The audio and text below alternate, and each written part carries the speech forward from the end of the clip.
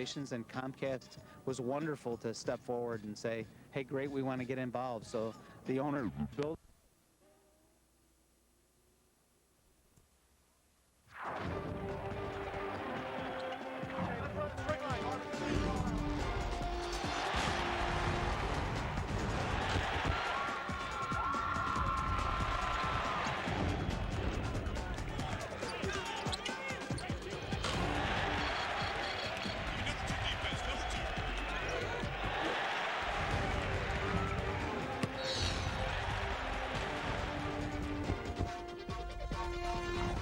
Comcast presents the Comcast High School Game of the Week. This week's matchup, the Buffalo Grove Bison take on the Hersey Huskies. Welcome to John Hersey High School in Arlington Heights, Illinois, everyone, as we get ready for a Mid-Suburban East showdown between the Bison and the Huskies. I am Perry Williams, along with the coach, John Cohn. Great to have you with us here on Comcast. And Coach, believe it or not, this is the time of year where we're already the halfway point of the conference season. Yeah, it is a big game, very much anticipated. Two of the top teams in the Mid-Suburban League in a great neighborhood rivalry matchup. Should be a lot of fun tonight. About a month ago, back in December, this Hersey team went to Buffalo Grove and beat Buffalo Grove. They've got the lead tonight. Buffalo Grove will try to return the favor. Should be a terrific game. So battle of first place on the line here tonight. Let's talk about the teams to begin with. And you mentioned Buffalo Grove, a sterling record of 16-2 and 5-1 in conference play. Yeah, second place right now. Of course, they want badly to win tonight, but how about that 16-2? They're coming off a 20-8 year last year, Perry, and they were the conference champs, so they want to defend that title. It's a senior-dominated team. They've had great depth, great experience, very athletic ball club. Okay, let's talk about the Hersey Huskies. They have a record of 13-5, but Coach, this is a team that has played some very tough competition in non-conference play. They got them ready for the MSL East. Yeah, particularly in that Pontiac Holiday Tournament. They had 3 overtime games out of 4 playing some of the top competition around. You're right, they're battle-tested. Only 1 starter returning from last year, but the kids that have stepped in this year done a terrific job. 13-5, very, very good team, and they won badly to hang on to their conference lead. Okay, let's talk about some of the players you'll see here tonight on Comcast. And for Buffalo Grove, one of those is Mike Will. Mike Will's a 3-year starter for Buffalo Grove, and he does everything for him. He defends, he rebounds, he passes, he scores. Wonderful all-around player. He's their senior team leader and an outstanding one.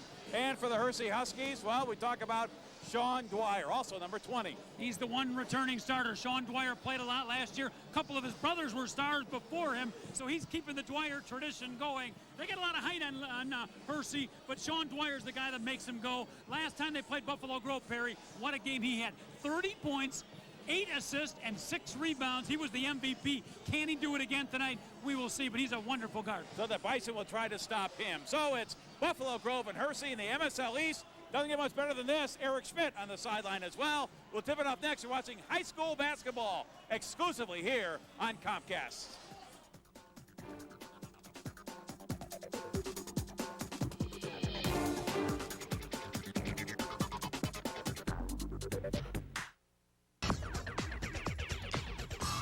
You're watching the Comcast Network. Turn to us first. Bringing you the most extensive high school sports coverage in Chicagoland.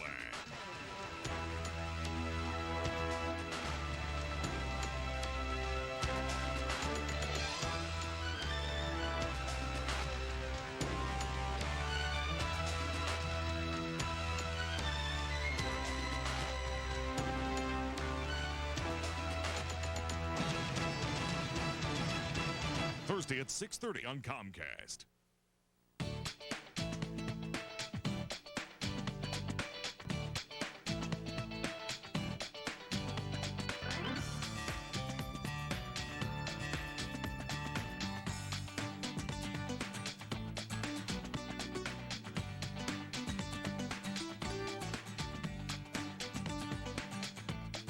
Let Cindy Bravos keep you connected on Community Connection here on the Comcast Network.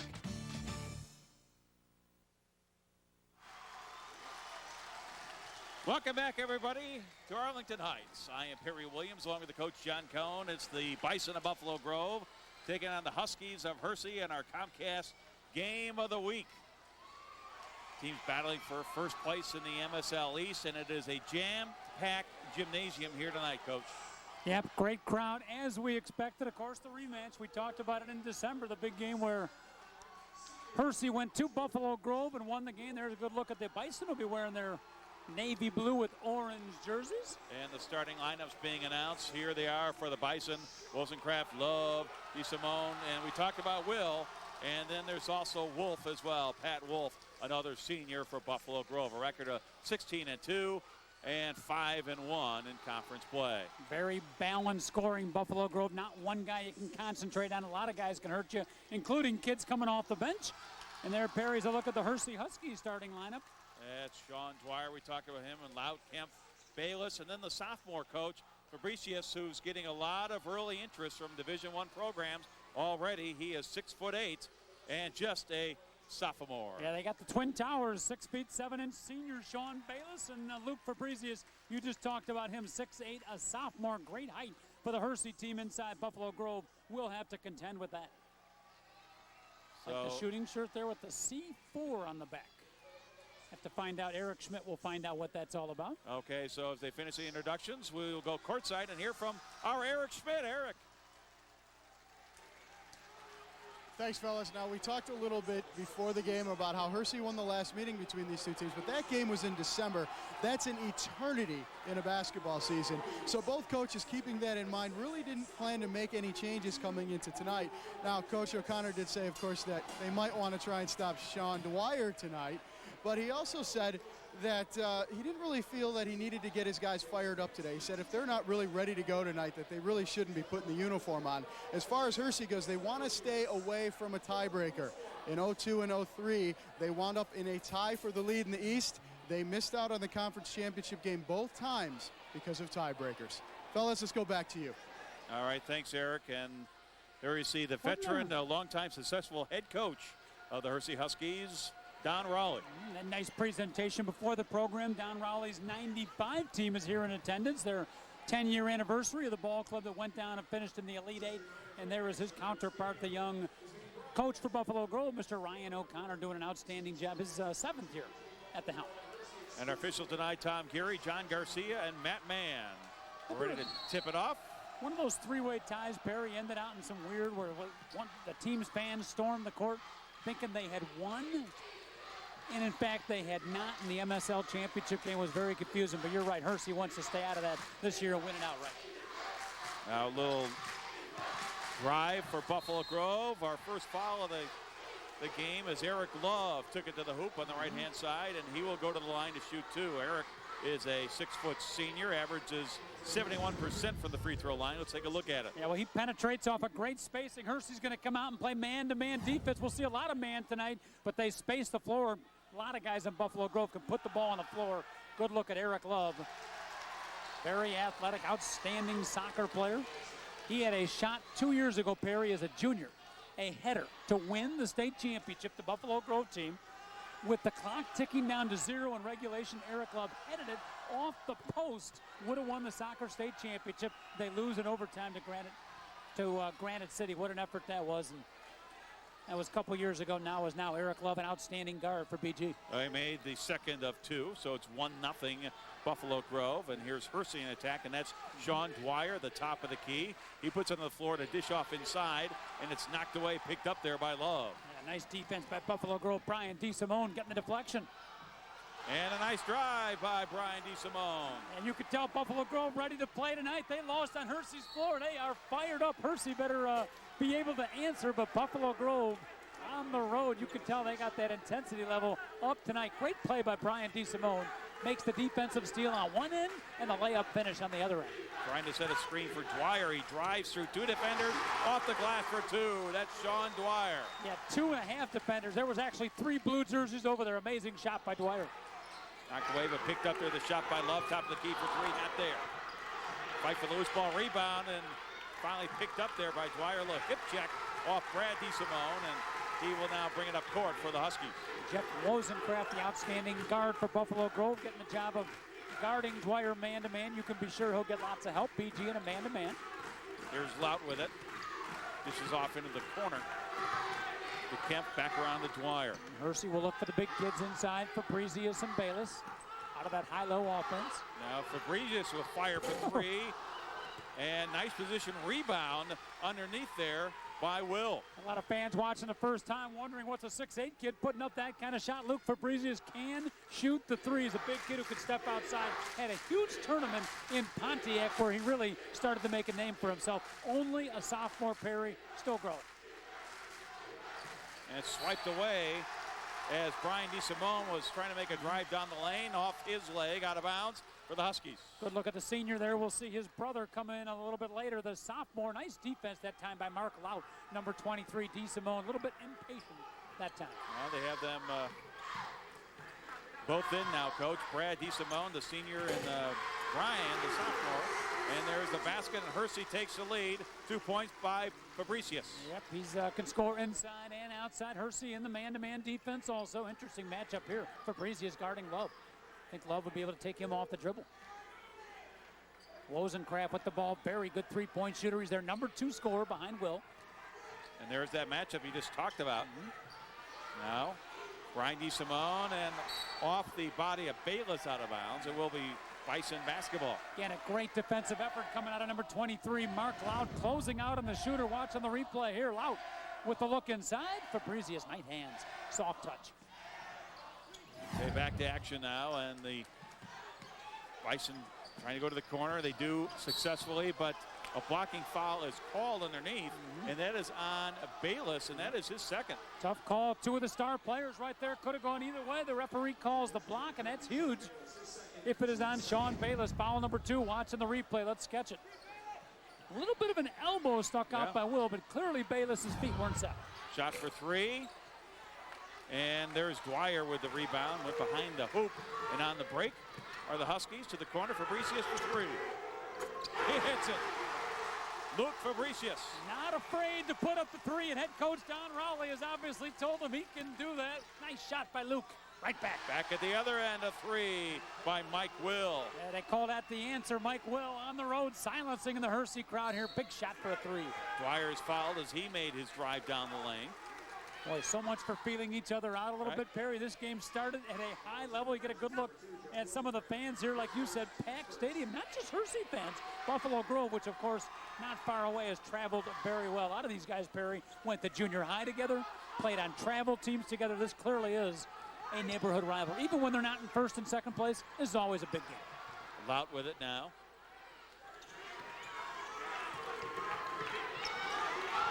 Tenacious defense there by Brad DeSimone. Tipped away, picked up there by Kemp. Now Buffalo Grove plays that great on the line, up the line defense, Dick Bennett style, taught in Wisconsin, very well trained by Ryan O'Connor and his staff. Gonna get a foul call there. Fabricius was trying to find the handle, and a foul is called.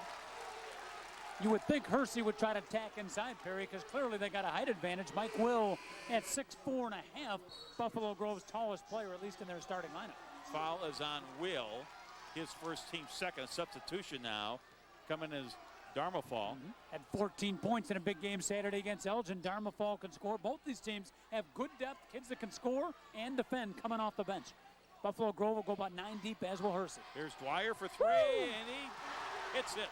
Wow, that's what he did back at Buffalo Grove's place. 8 out of 9 three-pointers Sean Dwyer had in the first half. 8 out of 9, he was on fire, and it looks like he's picking up where he left off. There's a shot by Wozencraft, not there. Dwyer skies for the rebound. On the break comes Hersey. Kemp puts it up, no. Nice rebound then. Here comes Buffalo Grove. They have a man up court. They have the numbers. DeSimone, the pump fake, no, he's fouled. He'll go to the line to shoot 2. Yeah, it's a good call. Foul's going to go there. Number 23, you see him there, the defensive specialist, Mark Loud. He can shoot the ball too. Buffalo Grove fans cheering on the play. Good look down the court. Here's the look from Dwyer. Well, what a sweet shot. Dwyer has 5, Fabricius has 5, so those 2 players accounting for all 10 of the Hersey points. Brian DeSimone, the sophomore, plays point guard, as does his brother Brad. He was up on the varsity last year as a freshman, Perry. Played a lot of minutes in their regional championship loss to Jonathan Shire and Glenbrook North, the eventual state champs last year. We mentioned BG was 20-8 last year and didn't lose too many players. Most of these guys, key contributors last year. Conference champs last year also. Yep. Got a solid program. Of course, we know the history with the girls team at Buffalo Grove. And here at Hersey, Mary Finley, always an outstanding job she does with her clubs. Upset Wheeling a couple of weeks ago, top-ranked Wheeling, and Buffalo Grove, of course, congratulations to Tom Deneen getting his 600th career win, an amazing record. Fabricius cannot get that one to go. Here comes Buffalo Grove looking to tie or take the lead with a 3. Brad DeSimone, the senior. Man-to-man from Hersey Beach. He was 1-3-1, went to a rare zone defense last time down. We'll see if they stay in that. And over Fabricius is Will. He ties it at 10. He now has 5 points. And that's an athletic jump shot, Perry. Not many guys can do that. Mike Will made it look easy, but he dribbled in, stopped, popped, great body control, great soft touch, and there's the 1-3-1, a different look for Buffalo Grove. Trying to catch Hersey by surprise. Nice feed down low by Dwyer. And Fabricius with the rebound, and it's swiped away. And that's one of those plays, as he advances, they'll have to put the ball back up because they brought it down. Not going to count as an assist in the playbook or in the scorebook, Perry, but that was a brilliant pass. Just a great pass by Sean Dwyer off the penetration. Tough shot, and put back not there. And here comes Hersey. We're tied at 10. Lout, he has it stripped away. And a whistle at the far end. Boy, this game started out as a fast-paced and has not stopped yet. We'll see if they can keep up this kind of pace. Good look at Brad DeSimone right there, number 12, the senior guard. But watch on the replay. Mike Will kind of ducking the shoulder, pulling up and hitting a sweet jumper. Averages 15 points a game, Mike Will. Well, Pat Wolf and Ryan O'Gara checking in for Buffalo Grove. O'Gara 11, Wolf 22. Yeah, Wolf gives him some size inside, 6 feet 5 inches tall. Good look there at Ryan O'Connor. Brian DeSimone takes a breather. But at the pace of this game, Perry, guys are going to have to come in off the bench. I don't know if they can keep up this intensity level, but very high right now. Off the inbound, here's Dwyer. And he tries to make the nice move, but he's fouled, and he will go to the line, Sean Dwyer. Now, how do you defend him one-on-one? He can shoot the 3, so you got to get up on him, but he is so quick. Watch that explosive move right there, and then the great body control. He slices his way through. You're starting to see why Sean Dwyer was able to score 30 points last time out against a very good Buffalo Grove team. All-area, all-state soccer player. A lot of colleges wanting to play soccer in college, Perry, but his number one love, the game of basketball. He'll be playing some college basketball next year, probably Division III. 75% free throw shooter this season. And he hits both of them. And a timeout on the floor. 2:14 remaining here in our first half. And the Huskies lead the Bison by the score of 12-10. 7 points in the game by Dwyer. And there's your little breather that let the fans take a breather as well. Here's a look at the standings in that MSL East. We talked about it. Here's the battle up top. That's the reason we're here tonight. Hersey and Buffalo Grove. The Bison trying to get revenge from that earlier season loss. They lost by 10 and create an identical 6-1 mark in conference play. Then Rolling Meadows and Elk Grove, and then Prospect. Watch out for Prospect, because all those football players from that state championship team are just starting to get their basketball legs. Actually, they've had them for a while. They're playing tougher and tougher. That's a pretty well-balanced division. There will be, I would think, Perry, along the way, some upsets coming up in the second half of the season. Yeah, they're in the second half of the rotation. Good look at Ryan O'Connor right there, Perry. He suffered a family tragedy earlier in the year, did Coach Ryan. His wife, Karen's father-in-law, and a friend dying in a tragic auto accident Thanksgiving weekend. Coach O'Connor had to miss a couple of games, and his family certainly dealing with the tragedy in the middle of the basketball season. Condolences there. The shot by O'Gara is missed, taken right back by O'Gara. Wife Karen came and talked to the team and told the Buffalo Grove players to keep playing. That's exactly what her father would have liked. Assistant coach Dave Sopransky gave him a couple of wins in absence. There's a block by Fabricius. First miss of the game for Mike Will. Boy, Mark Loud plays at a high speed, doesn't he? Sure does. He's like the Energizer Bunny. He does not stop moving. Great on defense. Very active on offense. Being defended right now by Ryan O'Gara. And everyone else on the floor has like the crew cuts, and his hair actually moves in the wind. Fabricius with 3. Long iron, fights for the rebound, a foul underneath. And it will be against Dwyer, fighting for the offensive board position. Boy, the thing about Fabrizi, he's just got a good look at him shooting the three-pointer right there. Perry, the threes that he's attempted, they're like 2-3 feet beyond the three-point line. And he's got that rainbow arc. It's really a pretty jump shot. You can tell he has worked on his shooting form. Kid who played on the sophomore team as a freshman last year. They knew he'd be good, talking about Luke Fabrizius. They didn't know he'd be this good that early. 6'8" and a sophomore. Little jumper from the baseline by Wolf. Hits it and ties it at 12. Yeah, he's solid coming off the bench. Mentioned a lot of guys for Buffalo Grove can score. Pat Wolf, one of those. Nice jump shot. We initially had him as one of the starters, but they made a last-second switch. But he will see plenty of playing time. He's a normal starter for him. Yep. Dwyer. Could be Offensive second. foul. That is his second foul. That's a big one. Good call, Sean Dwyer. Principal verticality. You could see the concern from Ryan O'Connor. What do you do now? You know, That's a great job. Great job by Mike Will, the scoring star. We mentioned Mike Will, who you see on the ground right there, does a little bit of everything, Perry. That's one of the things he does right there. Takes a charge on Sean Dwyer. Don Rowley now makes the decision to take him out of the game. I never heard about that school verticality. Principal verticality? Oh, yeah. I don't know who the principal is either. I've heard it. Oh, that's right. It's a different type. The principal is your pal. Just don't ask me how to spell it. Man-to-man D for Hersey. Well, the Bison taking their time. They're playing for the last shot. About 22 seconds on the clock right now. Hersey going to pressure. Here's Love. Justin Humensky on the defense. Steal And it's for Humensky. stripped away ahead to Lout. Lout gets the layup to go. What a play, Mark Lout. But how about the defense from Justin Humensky, number 35. Great steal and a great assist. 3 seconds. The drive down the lane, the shot. No, a foul though. Foul. And going to the line will be Brian DeSimone. Yeah, they're going to put the sophomore at the line. The Buffalo Grove bench enjoys that tremendous first quarter of basketball. We anticipated a great game, and we're getting one. Brian DeSimone, one of the top sophomores in the area, up on the varsity as a freshman. It's the first. Boy, he's got a lot of poise, doesn't he? Yep, he handles the point. 1.3 left on the clock, so Hersey will certainly want to secure the rebound. Mike Will going to get a little bit of a rest on the bench. You'll see the Buffalo Grove players, a blue towel that they bring out to the sub to make sure, it's the coaching staff's way to make sure the players communicate. They have to pass the towel to the guy coming out.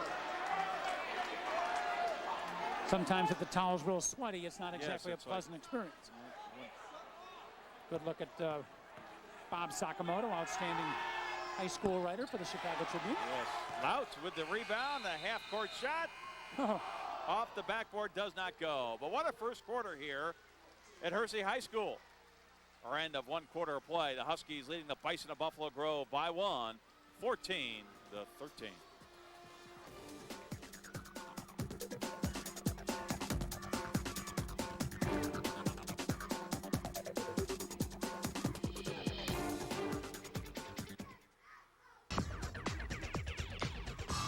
You're watching the Comcast Network. Turn to us first.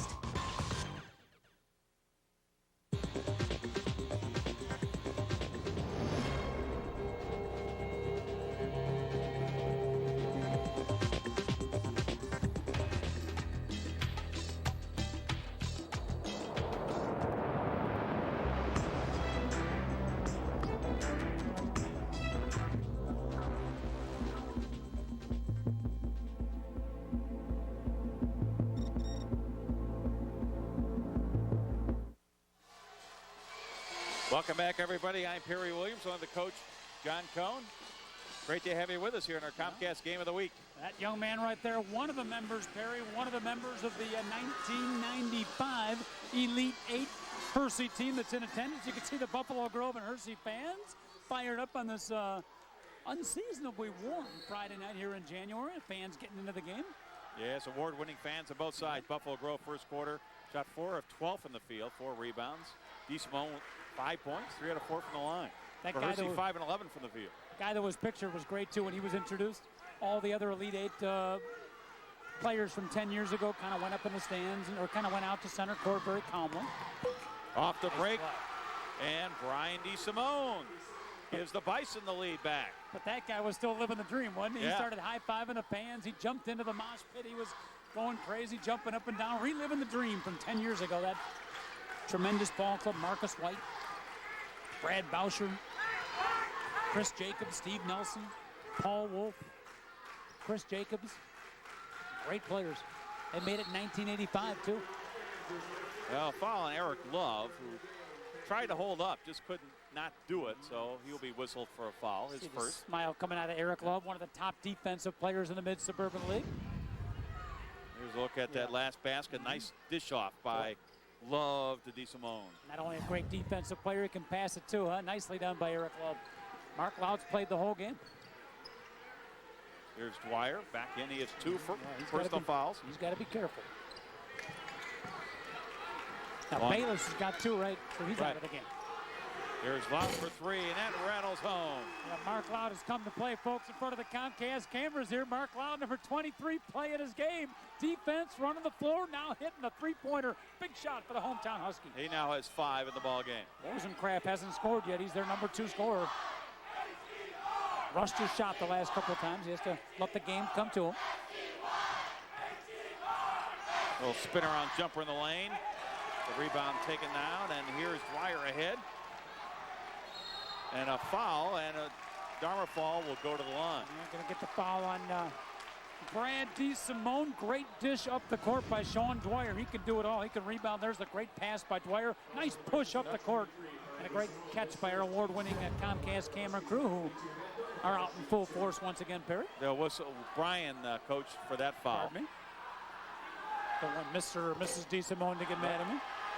Well, you think we talk about the poise of that young sophomore, Brian DeSimone. When you have an older brother, that, you know, a little leadership there in the household and the driveway one-on-one games.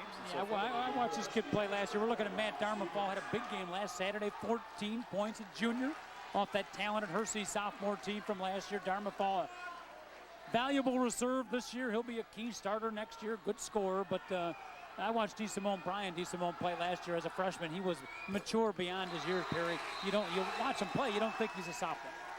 He has that experience, and you're right, playing against older brothers will do that. John Grimm checking in the Hersey lineup, number 44. He's a junior, 6'2". Huskies stay in the man-to-man defense. 3-point lead for the white jersey. Buffalo Grove deliberate. The man-to-man defense by the Huskies. Good patience here by the Bison. Yeah, going to spread the floor. Nice spacing, too, by Buffalo Grove. There's the look. Open underneath, nicely done as Brad DeSimone will score. That's the way the offense is supposed to work. Nice execution by Buffalo Grove out of their motion offense that time. Good look inside. Lout trapped baseline, knocked out of bounds, and it will be Bison basketball. That's a Buffalo Grove starting to get the momentum back. You see Eric Love cheering on the ball club, and Hersey going to pick up with some full court pressure. Let's get a look at the last basket coming up. Get that in a second. Keep it here for now, and then there's a strip by Dwyer, and he will lay it in off the break. Sean Dwyer now has 9 points in the ballgame. And he can score in a hurry. 30 points last game, and he's well on his way to that many once again. Sean Dwyer on the finish. Bison's in the motion again. Now on the cut, and Kuminski will foul DeSimone. Tough to defend, Perry. Buffalo Grove so tough to defend because every one of their guys can take the ball off the dribble and go to the basket. They're almost interchangeable parts. Here's a look at the replay of Dwyer. So quick. And then the soft layup. Go up strong, lay it up soft on the layup. DeSimone 3 for 4 from the line so far tonight, and now make that 4 out of 5. Both Brian and Brad DeSimone, Perry, as well as Jeff Rosencraft on that 2004 state soccer finalists that we talked about earlier, lost in heartbreaking fashion in overtime, but both DeSimone's great soccer players. Fabricius back in the lineup for the Huskies. But Bayless is not. Yeah, so it's 2 personal fouls on him. Yeah, so Sean Bayless, number 50, one of their top scorers, a big shot blocker in the inside. He's been sitting a good part of the first half. Decision by Don Rowley, the veteran coach for Hersey. 17 years at the helm, Coach Riley. 38 years in the coaching business, Barry. As they tried the trapping defense, they fouled Dwyer. We talked about the great tradition of Buffalo Grove, boys and girls, and now we'll take a look at that foul, the trap up high. Yep. But of course, Hersey, not only this team, the '95 team they honored tonight, but talk about those great teams in the early '70s where Hank Kratz was there, then Of course, Dave Corzine. And And the 85 team that went downstate featured a point guard named Brian Gregory, played with David Robinson at Navy, and now one of the top young coaches in college basketball. He's coaching at Dayton, but Brian Gregory, remember watching him play. 3 times Hersey's been downstate. And the turnover, and it's Wozencraft ahead. The DeSimone back to Wozencraft. He has the drive, and he'll fire from the baseline. And his first 2 of the night. He can do that too, and he can get hot in a hurry. He's a great scorer, 3-year starter. You see right away, he makes the 3, but back on defense against Sean Dwyer. You're guarding Dwyer, you can't celebrate any baskets. Wozencraft can make those off-balance shots. Another turnover. That defense for Buffalo Grove has forced 6 turnovers here tonight thus far in the first half. Both these teams, Perry, excellent defensive teams, but Buffalo Grove maybe just a little bit quicker. Watch Wozencraft here on the stop and pop. Off balance, he can shoot that shot. Nice elevation on the jumper. 12.2 a game. Mike Will at 15 points a game, 3rd leading scorer in the area, behind the Barrington dynamic duo of Jeff Durr and Chris Childs. They almost went backdoor alley-oop to Wolf. But They can all shoot it. Yep, here's They Wolf can now. shoot it and they can drive. Will drives and misses the layup, but he is fouled. And Buffalo Grove going to the line where they're picking up a lot of these points, and there will be this time number 20, Will. Watch how he drives. Watch the body control. He makes it look easy, doesn't he? Mike Will, so smooth, so effortless. A lot of the good ones make it look easy. Of course, it's not. But there's a good look at the 6'5 senior, the team captain. Got a little facial growth going this year, Mike Will. Going to play volleyball at the University of Illinois. Perry's got a lot of offers to play basketball, but going to go to U of I, play a little club volleyball. Yeah, good for him. Well, you never know. Maybe if D. Brown graduates, maybe so Coach Weber will flag down Mike Weber and say, hey, you are the guy that got to fill D. Brown's shoes. Nice defensive effort by Brad DeSimone. Can't keep it in bounds. Yep. You never know. Good look at Brad right there, the senior hustler, point guard, captain, team leader for the Bison. Played a little 1-3-1 earlier, but Buffalo Grove back to their normal man-to-man defense. It's a 3-point lead for the Bison. And another turnover, and here's Will. Misses the shot, and he puts it back up and in. Gets the roll, their biggest lead of the night. And Don Rowley doesn't like that. See a second and third shot. Will missed the first shot. He wasn't sure if he'd go for a layup or a jumper. Got kind of caught in between, but he was able to get the putback incomplete. A tweener now. A 3. Justin Humensky, number 35. We talked about both teams got kids that could score off the bench. Humensky did it right there. Now a turnover by the Bison. Picked up there by Loud. Here comes Loud on the break, and the Huskies picking up the tempo. And there's a foul away from the play, and it will be a 1-on-1 situation now. You can see Brad DeSimone questioning the official where the call is. Here's a look at the replay. Will caught in between, but his quick jumping ability, not only can he get up off the ground, Perry, he jumps quickly, an underrated aspect for high school basketball players, and he was able to get the ball in the putback. Here's the 1-on-1 Louds, and he misses it. I was going to say Mark Loud at the free throw line. It's the first time he stood still all night. Even then he was moving. Yeah. That's why he missed the shot. Bayless still on the bench. Check with Nick Pinto, our statistician, make sure he does have 2 and not 3 fouls, but that's a long sit for the senior forward, Sean Bayless, unless there's an injury involved. I think it's only 2. Here's another steal by Dwyer, but right back the other way, and he's got to be careful. On the line. And it will be Buffalo Grove basketball. Effort. What effort, Perry. You want to coach a kid like Sean Dwyer. Look at the effort coming out of this. Sean Dwyer chasing the ball down. He loses it. He dives. He fights. Out of bounds. Good call by the ref. But you got to love the effort, the epitome of a hard-working high school basketball player, Sean Dwyer. The Bison lead is 2, 25-23. His brothers, you remember Ryan and Kevin, we saw him play. Another brother on the way, Griffin, one of the stars of the sophomore team. Yep. Now they go backdoor that time. It didn't work. This is the play that had open moment ago. Went for Will, but Will gets back on the defense and swipes it. Back come the Bison again. Wozencraft, and he has a tip. Good rebound. Great effort by Wozencraft. Battle for the loose balls could decide this game. Great effort by the senior guard, Wozencraft. Boy, fast tempo. Now feed down low. Nice recognition as Wolf was in the lane. Actually, they had two players alone. Yep, either one. Wozencraft backed off. Great pass by Brad DeSimone. Big time assist. Buffalo Grove up 4, keeping the Hersey crowd quiet. Dwyer trying to find an opening. Fabrizi is quiet of late.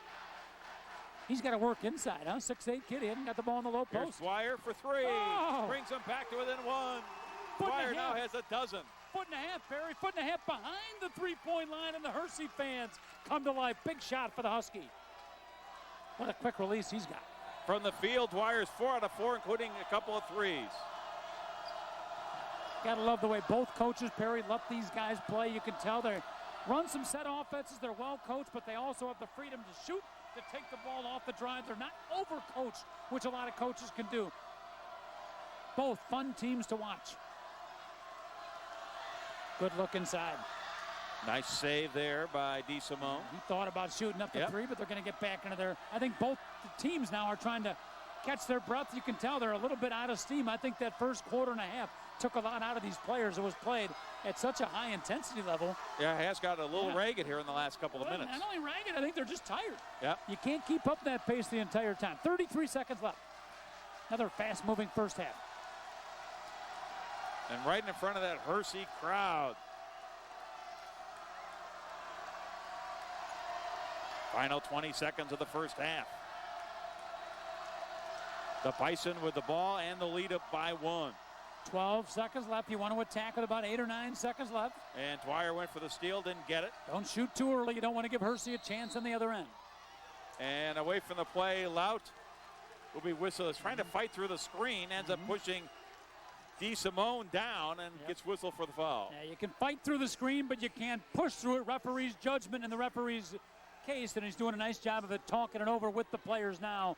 He fought through a little bit too much, maybe gave the forearm. You saw DeSimone go down. Let's see if we can catch it on the replay. There it is right there. Pretty good call. Got the left forearm going. Nothing intentional. 5.8 left on the clock, though, so Hersey will have a chance to score on the other end. Kemp back in the lineup, and Dwyer with 2 personals to take a seat on the bench. Why would you take Dwyer out? He'd be the guy to push the ball up the court. Interesting substitution. So they missed the one-on-one. Got time. Here's Lout, and he can put it up court, which he does. He takes the shot. That'll The count. bucket, and they say they wave it off. No baskets. As the first half comes to an end, and Buffalo Grove on the road trying for a little revenge, leads at 27-26. So what a first half, and let's go to Eric Schmidt. Thanks, Barry. Coach, what's different this time? Last time you guys played 2 months ago. Well, it's more physical out there, and both teams know each other, so we've neutralized each other pretty well. Our biggest problem right now is I think we've turned the ball over 4 or 5 times, and that's converted into their scores. If we don't do that, we're ahead by 5-6 points right now. How much did having a guy like Bayless in foul trouble hurt you in the first half? You know, it hurt us some, and if we get him back and keep him out of foul trouble, same with Dwyer, we'll be fine. Have a great second half. Thanks so much. Perry, John, let's get back to you. All right, thanks very much. Thanks to Coach Raleigh for stopping by. We are at halftime, and we thank you for stopping by here at Comcast for our high school game of the week. And we are at halftime of this MSL East showdown with the Bison leading the Huskies by 1.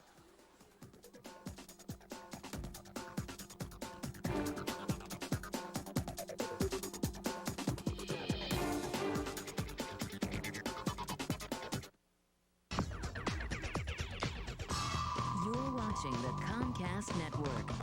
Turn to us first.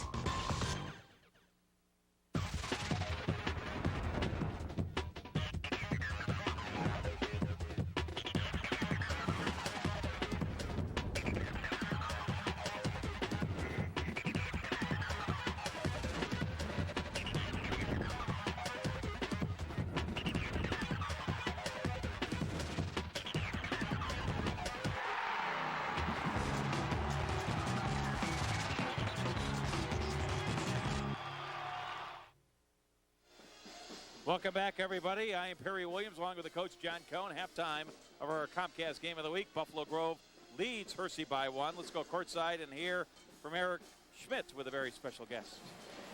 Thank you, Perry. Coach, talk a little bit about the tempo. You told me before the game that you kind of thought it would be a little less up and down than the first time, and here we are. You guys are going. Are you comfortable with that? Yeah, we're comfortable with it. We just definitely got to get out on their shooters second half. They hit 5 threes against us first half, and if we can make them put the ball on the floor in the arc, I think we'll be okay defensively. And we feel pretty good offensively pushing the ball up the floor right now. What are the biggest differences between these two teams from the first time you met? Experience. And right now, tonight, there's something on the line. I think the teams are playing very hard to go get it. Thanks for your time, Coach. Good luck in the second half. Perry, John, let's go back to you. All right, thanks for Coach O'Connor for stopping by. Our first half stats from our stat man extraordinaire, Mr. Nick Pinto.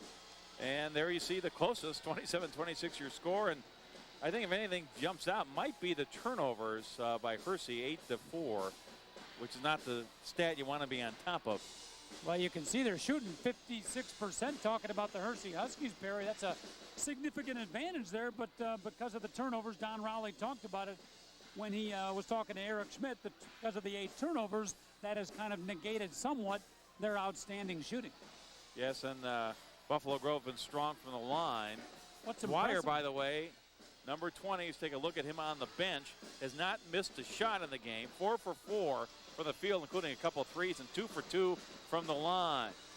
Now, Brian DeSimone and Mike Will for Buffalo Grove, both leading their teams with 9 points, respectively. It's amazing, out of that 56%, which of course is tremendous shooting, Perry. It's not like a lot of those shots were layups and easy shots. Most of them outside shots, they're still hitting 56%. And there's the guy maybe on the spot here in the second half, Mike Will, who badly wants to, pardon me, but will his team to victory here in the second half. If Buffalo Grove can win this one.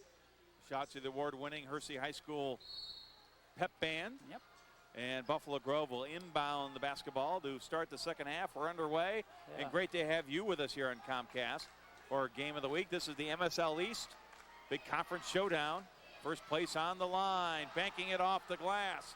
For 2 is Brian DeSimone. What a game he has had so far tonight, 11 points. Didn't take long for him, huh? 12 seconds into the half, boom, right to the bucket, off the glass. DeSimone scores 2. Lead is 3 for the Bison. Lout. Now it's tipped out of bounds. He's trying to feed Bayless down in the post, but good defense by Buffalo Grove, but it will be Husky basketball. Good look at Mark Lout right there. We had a halftime three-point contest. Good look at the replay. First score of the half, DeSimone on a great drive inside. But they invited fans to come down at halftime, Perry, and shoot three-pointers to win a T-shirt. Let us say, not a lot of great shooters out in the stands. A couple kids made it. Yep. One girl wearing a Buffalo Grove sweatshirt got booed. Yes, they were. Rough crowd. These loyalties are, rivalries run deep here in the MSL. Buffalo Grove man-to-man coming out. Wozencraft has the tough job of guarding Dwyer and doing a nice job so far. Dangerous pass. Bayless back in the game. Let's see if they can get number 50 in the game right away. That's what I'd do if I'm Hersey, and they're looking for it. Yep, and the foul will be on, I believe, Will, but let's see what the official call is. Yeah, that's exactly who it's going to be on. Mike Will battling inside. Ryan O'Connor, the head coach, does not like the call. They're really battling inside as a referee. How much do you allow and how much not? They called a hold. Not sure if I saw a hold, but it's always a tough call, Perry. How much contact do you allow? You see the hustle by the Bison as Love knocks it out. Yeah, well, both these teams really in the first half, and I'm sure they'll equal it in the second half. The hustle, the intensity, the competitiveness, just at an extremely high level. Double team on Dwyer. Yep, and there's Bayless now, and gets his own rebound, and he was fouled, and he'll go to the line to shoot 2. Pretty good foul by Wozencraft, make him earn the points at the free throw line. Quiet in the first half. One of the senior stars for Hersey right there, the 6'7" kid, Sean Bayless. Watch him battle on the replay. This is called staying with it, Perry. Having a rough game so far. Yeah, still looking for his first points of the night. And there it is. Sean Bayless averages 11, 8 boards. Kid who played freshman B ball, was a non-starter as a sophomore, non-starter last year as a junior, worked his way up the program, and now as a senior, impact player, having a great senior year. That's real dedication and back to a one-point game. Well, we saw some good sophomores, didn't we, early on? Both these teams very good. Buffalo Grove's sophomore team wins the ball game, but it was a great game. Mentioned Dwyer's brothers on the sophomore team, Griffin. Actually, I think Hersey won that that game. I beg your pardon? It was a good game. And Well, you know what confused? They were in the orange jersey. Yes. Buffalo Grove came out wearing the Hersey orange. You are absolutely correct. Yes. I apologize. Hersey won the sophomore game. They both had they had the solid orange.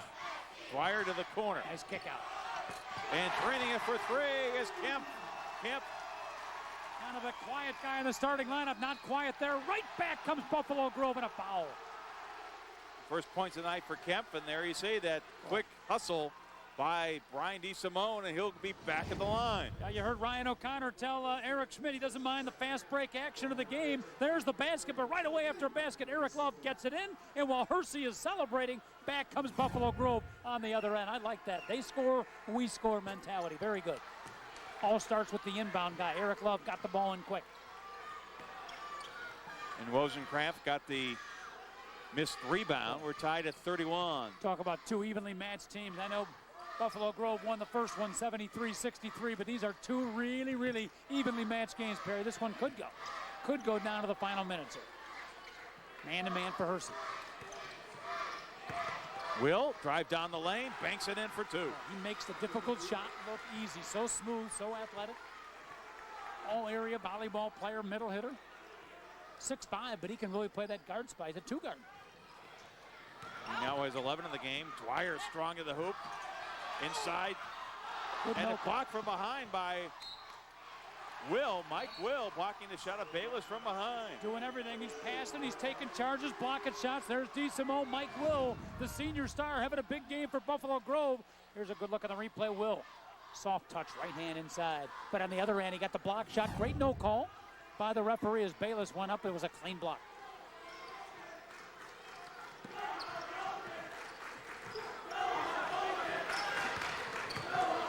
Buffalo Grove working their motion offense. Love their spacing out of the motion, too. And another shot by Will. That one a little wild. Banked off right into the hands of Dwyer. Looked like he might have lost the handle on the basketball as he went up.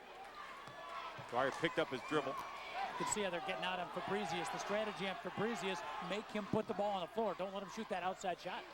Kind of weird for a 6'8" kid, but that's exactly what you want to do. Fabrizius for three. They take the lead. He's got DeSimone guarding him at about 6'2", 6-inch advantage for Fabrizius right there. He used it, a rainbow high arcer. You got to play in a gym with a high ceiling when Luke Fabrizius plays. He now has 8 in the ball game, including a couple of threes. So Hersey by 1. Will for 3. Fighting for the loose ball rebound, coming out with his Kemp ahead to Dwyer. Dwyer will stop and pop for 3. Gets the front of the iron. He fights for the loose ball. And they'll call a foul on Dwyer. That's a his tough call. third. That one might not have been so good. Ryan O'Connor, Sean Dwyer goes airborne. I think we're going to get a look at the replay. This might be a tough call. This is a hard game to officiate, Perry, with all the action going on. They might have, we'll see on the replay, might have missed this. So watch Sean Dwyer off the miss. That's tough. Oh, they called the foul the other way, Coach. Called it on Dwyer? On no, they called it on Wozencraft. Yeah, that's why I thought it was a tough call, because Dwyer just went vertical, went airborne for the ball. Wozencraft with a tough job of trying to contain that. Look at that smothering defense by the Bison. Dwyer. Wozencraft almost picked up his fourth right there. And Bayless, he just picked up his third foul. They're all hustle fouls. It's hard for a coach to get mad, but these guys got to keep their composure. The game getting a little bit out of control. Got to keep your composure. Got to still be fundamentally smart. Right there could have been a couple fouls. And you see the tremendous hustle. Great hustle, but still, you have to maintain control defensively and not foul. Wozencraft is taking a breather on the bench. Now they're going to keep Bayless in even with the 3 fouls. I think that's a good call by Don Rowley. You take Sean Bayless out right now, he may never get back in the game. He sat out in the first half. Let him play, take a chance, but he's got to get in the flow of the game. And they go inside right away, and a rejection down the lane, and a alert pickup by Ryan O'Gara. Hustle play right there for Buffalo Grove. Ryan O'Gara picking up the loose ball. You're absolutely right, Perry. Big bucket for the Bison. Sean Dwyer settles. We haven't had a lot of settling on offense. It's a 1-point ball game. Kemp with it. Little pump fake. Well, you watch Fabrizius, Perry. He rarely even goes in the low post. He stays outside almost the whole time. Brett Hogan in as well, the junior, number 32 for Hersey. Wide open look for Hogan. He hits the bucket, a two-point shot. Didn't see much of him in the first half. Another valuable kid off the bench. Brett Hogan, tough energy guy. Good defensive player. And then Kemp with the rebound, and Kemp making a presence here in the second half. Fabrizius for three. Wow. He hits another one. What a soft touch. That's why the college coaches like him. Luke Fabrizius, 6'8", sophomore. Timeout, Buffalo Grove, and the Hersey fans going wild. The Huskies love it. And the big kid takes a rest. Take another look at it. Nice recognition by Dwyer. Fabrizius, nothing but net. How about Brett Hogan comes off the bench and immediately contributes, hits a three-pointer, and then makes the pass to Fabrizius. Nice job by Hogan off the bench, and a good substitution by Donald Rowley. So 2:38 remaining here in our third quarter. 4-point lead now for the Huskies. Don't forget, next week we are Game of the Week. Hops over to Schaumburg for a Mid-Suburban West boys matchup between the Saxons and the Hoffman Estates Hawks. Tune in on Monday, February 6th at 7 p.m. for this meeting a conference rival. For game information, along with additional air dates, times, and channel locations in your area, visit our website at ComcastNetwork.tv. What a showdown that is each and every year. Talk about rivalries. Jamal Roper, Brett Spenner, and the Hoffman Estate Hawks taking on Jake Pankratz. Yep, another Pankratz playing for Schaumburg and Grant Monroe and company. That will be outstanding. And you're right, very similar to the rivalry we see here. Hoffman Estates and Schaumburg have had that going on for the last 4 or 5 years. And Perry, we've been lucky enough to do some of those games. They've been very, very exciting. Got a quick peek at our perch up here at Hersey, and before that, look at the award-winning Husky cheerleading squad, as Buffalo Grove has one as well. People would much rather see the cheerleading squad than our us. booth up here if you had to choose between the two. And a rejection, but a foul also called on the play. Yeah, you would think at a game this tight, you get a good look at Luke Fabrizius, the super soft right there, number 52. Not happy with that particular call, but free throws, shooting, and fouls could be a key. His second. And now Buffalo Grove, who was so successful in the first half from the line, has missed a couple here in the second. Maybe a little bit with the body, but tough call. Bayless with 3, Fabrizius 2, Dwyer 2, the primary scorers for Hersey in a bit of foul trouble. Checking in is Chris Timberg. Haven't seen Buffalo Grove. Paul Timko come off the bench for Buffalo Grove yet. No, we talked about him during the football season, of course. He typically plays. Not sure if that's an injury situation or game time decision. Timko, just a sophomore. Another wide open look for 3, and another 3. 14 points in the game for the sophomore Fabrizius. And that's a defensive mistake by Buffalo Grove. You can't help off the big kid. He can shoot the 3. You help off guys that can drive, not guys that can shoot outside. And another foul and a bucket the other way, and a foul will be on Fabrizius. Well, he's amazing, isn't he? Mike Will, foul number 3 on Luke Fabrizius, but this kid right here, Mike Will, 15 points a game, and the fans here on Comcast are getting an idea why he could score that much. The body control, the inside-outside game, and watch the toughness. You got to be strong inside, and he goes up. So he gets the bucket and 1, and here he is to try to convert the 1, and he does.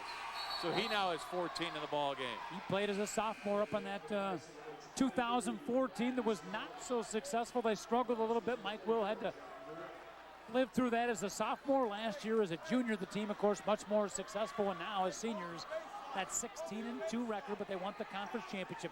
Change in the defense here, 1-3-1. Dwyer calling for help.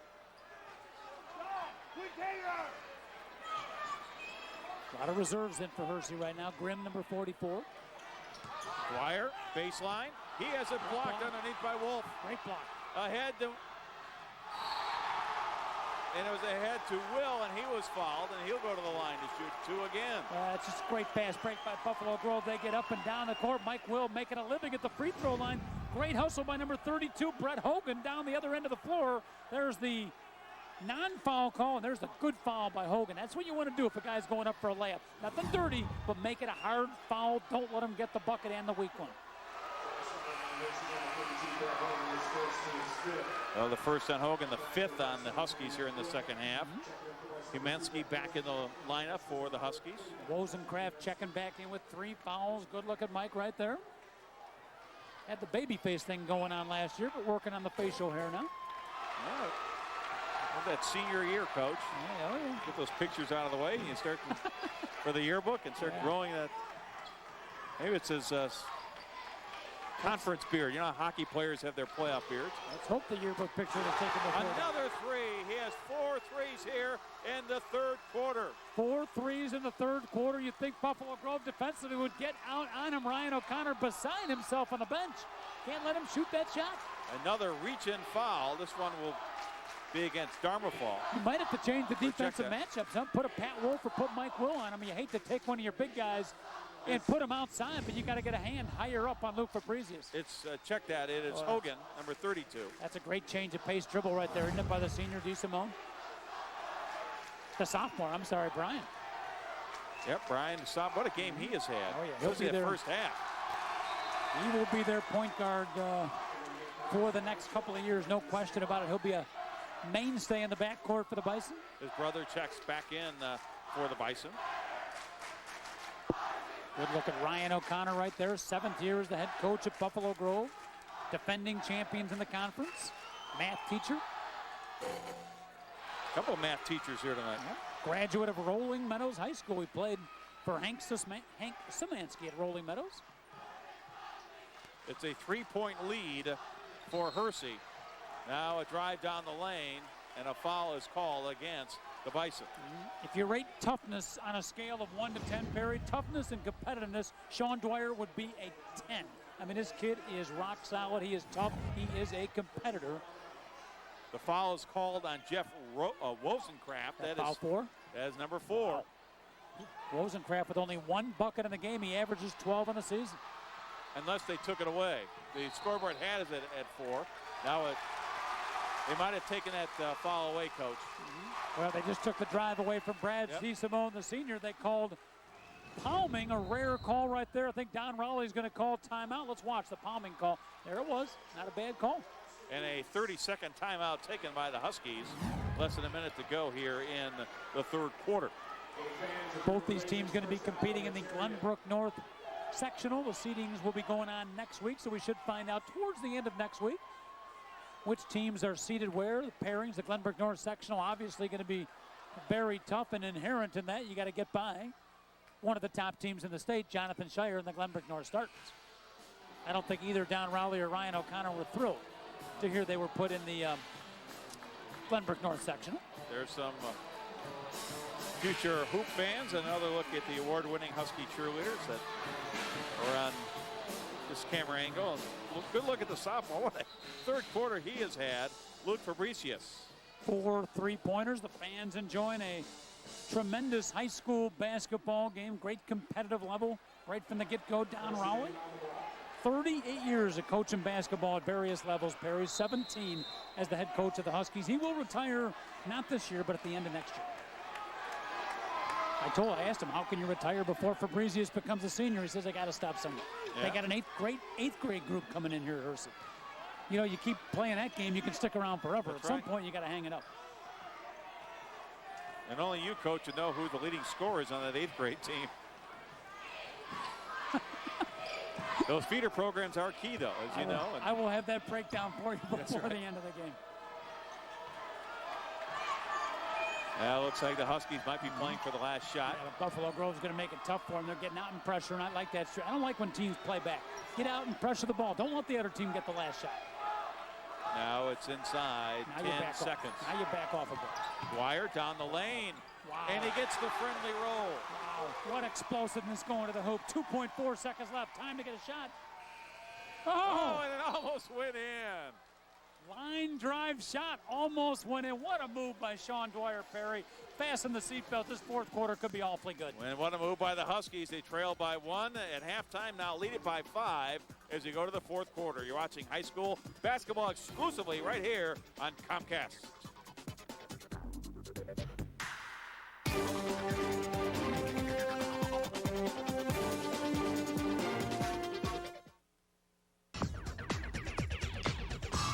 You're watching the Comcast Network. Turn to us first.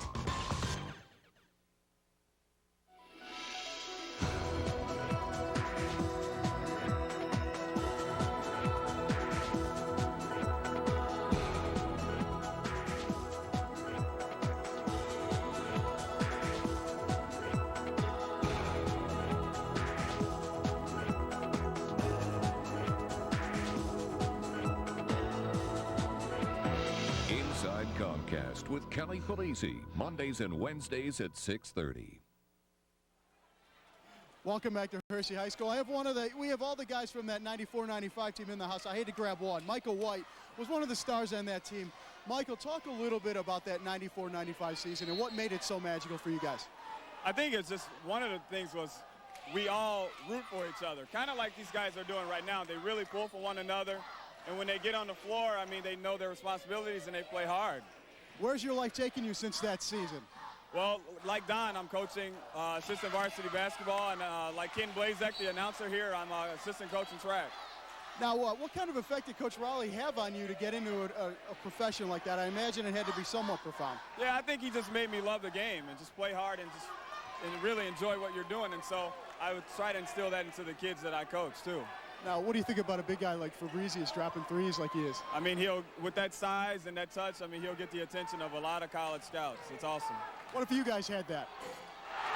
There will definitely be maybe a conference championship here. What if you guys would have had it when you were playing? Oh, like I said, I told Nowinski if he would have been hitting some of those, we might have been state champions. Thanks very much, Michael. Guys, let's get back to the action. Goodness. All right, thanks, Eric. And it's great for those young men coming back. And you saw the three-point shot made by Jeff Wozencraft to bring the Bison to within 2. Take a look at that Buffalo Grove basket, and nothing cheap about this three. Wozencraft getting the three-pointer off. He's been held quiet offensively, but he can light it up, score in a hurry. Nothing better as a coach, Perry, to see your ex-athletes come back and become teachers, become coaches. Michael White, the young man, interviewed by Eric Schmidt, coming out of Maryville Academy to star for Hersey High School. Had some tough times as a kid growing up, but certainly has made a tremendous life for himself. 28-year-old kid now at Rolling Meadows. Lout a little short on that attempt for three. This is when those legs don't have the spring he might have had in that first quarter. Michael did some track in college, too. We'll have to find out about that. Tough shot, and the rebound by Bayless, who's back in the lineup.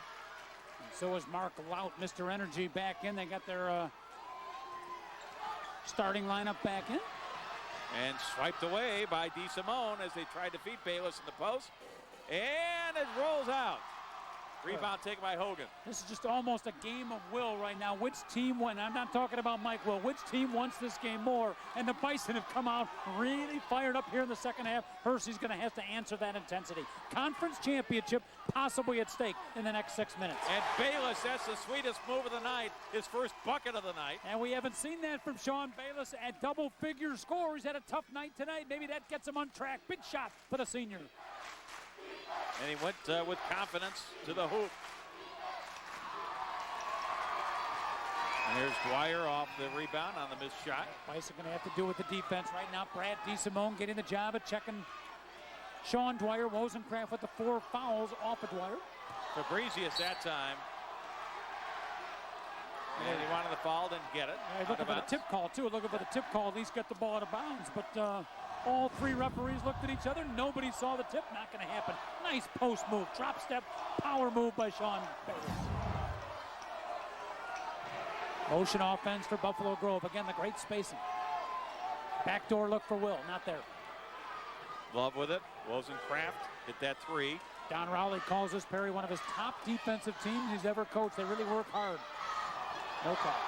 Will with it. Now back to Will. Now in the corner for 3. Shots not falling here in the fourth quarter. Might be some tired legs on both teams. It's been, as we mentioned, a high-intensity game. We'll see if the shooters start to struggle. Dwyer strong in the hoop. He drew the foul. Foul situation right now. That's going to be foul number 6 on Buffalo Grove, 6 on Hersey. From here on in, we are in the bonus. Free throw shooting going to be key. Good look from the Comcast camera crew. Dwyer, not real big period, but he is strong. And when he drives, he can take that contact and still muscle up the shot. And you'd think a kid with his build and his intensity would not be a great shooter. Wouldn't have the soft touch, but as you're about to see. I thought I would fight the jinx. You knew it was coming. I was counting on Nick Pinto, who told me in the first half he hadn't missed a free throw or a shot. Sorry, Sean. I'll be quiet. Here's the second.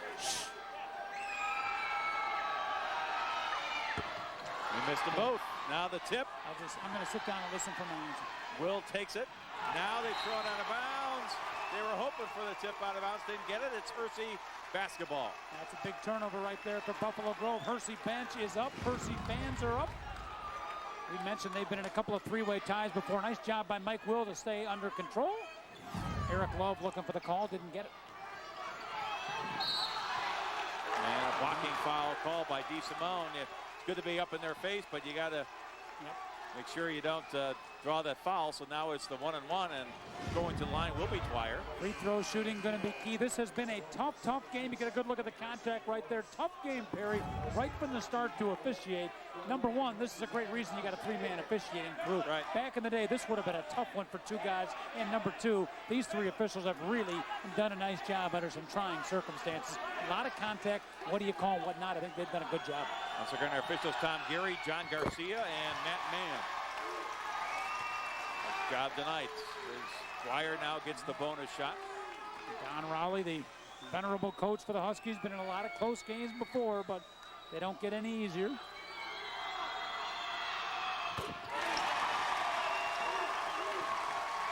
Open up a 6-point lead, biggest one of the night for the Huskies. Biggest one for Buffalo Grove was 5. A tight ball game come throughout. Let's see Hersey defensively now. Buffalo Grove a little bit out of sync offensively. The Huskies pick up their defense. Mentioned Don Rowley calls it one of his top defensive teams, one of his hardest working teams he's ever coached. They have a lot of fun together, great chemistry. Not a good shot. And coming out with it is Fabricius, and he hands it to Dwyer. Been a little bit of a tough offensive night from a scoring standpoint for Eric Love. Averages 8-9 points a game. He has just put one. Now inside to Bayless. No. Another tip, and it goes in. Huskies stay with it, open up the 8-point lead. Wozencraft on the push, but the Hersey fans starting to feel it. Buffalo Grove going to call timeout. Oh, no, we got an injury. It's Bayless, a little shaken up. Yeah, he's got blood. Yep, a little. They're going to have to clean up the mess there with Sean Bayless. Tough night for Bayless, but watch on the replay. The big guys, the high-low answer, the Twin Towers for the Huskies working inside. I think Fabricius finally got the tip. He now has 19 in the game. They gave him the credit for the hoop. We've really been waiting all night, Perry, to see the big guys do some damage inside. Finally they did, and there you see Sean Bayless trying to take care of the bloody nose. So he has a little attention on the bench. That was just desire and will on the inside as they stayed with it and finally got the bucket. The Huskies have opened up an 8-point lead. Let's see if Buffalo Grove can answer. Love will inbound. You talked about his night. He 0 for 5 from the field. 1 point is from the line. But he sure is hustle. Looks like Ryan O'Connor is going to stick with this 5. He has for a while. Pat Wolf, not a lot of playing time tonight. Here's Brian DeSimone with it. Haven't seen Timko much. Haven't seen Timberg much. Haven't seen Ryan O'Gara much. Little advantage off the bench for Hersey tonight. Now Love with it.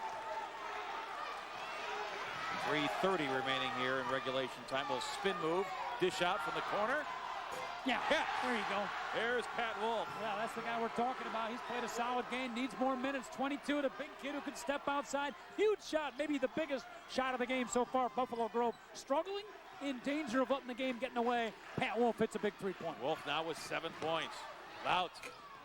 Tough shot along the baseline. A tie-up. Possession arrow in favor of Buffalo Grove. A hustle play by Mark Loud. He misses his shot, doesn't put his head down, and he gets the tie-up. I love the way Loud plays. Let's get a look at the replay here. The kick out from DeSimone, and a soft touch. Look at the rotation on the ball. Remember when big kids in high school, the 6'4", 6'5" guys, all they did was play inside? Yeah. And they put the 3-point line in. Now we see so many guys tonight. Perry, a good example. Big guys, 6'3", 6'4", 6'5", that can shoot the ball outside. Love has it knocked out of bounds. Bison have possession of the basketball. Almost a football. Won't be long till we have Comcast. We'll be back in the gridiron next ball. At times it has resembled a bit of a football game out there tonight. And I mean that in a very good way. Very physical game, very hardly played. Bayless going to come back in. Good job of the cut man in the corner for Hersey. John Grimm back on the bench.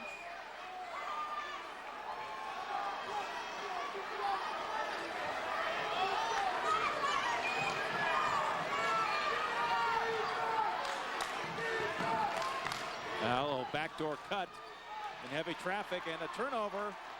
And it's Bayless that came up with it and dished it out to Hogan. Yeah, well, sometimes even if the guy's open, you don't want to feed it to him in traffic. That was a tough pass to Wozencraft. He really had nowhere to go, and turnover and a big one for Buffalo Grove. Dangerous pass. Yes, Lout gets it inside. Bayless, turnaround jumper, no.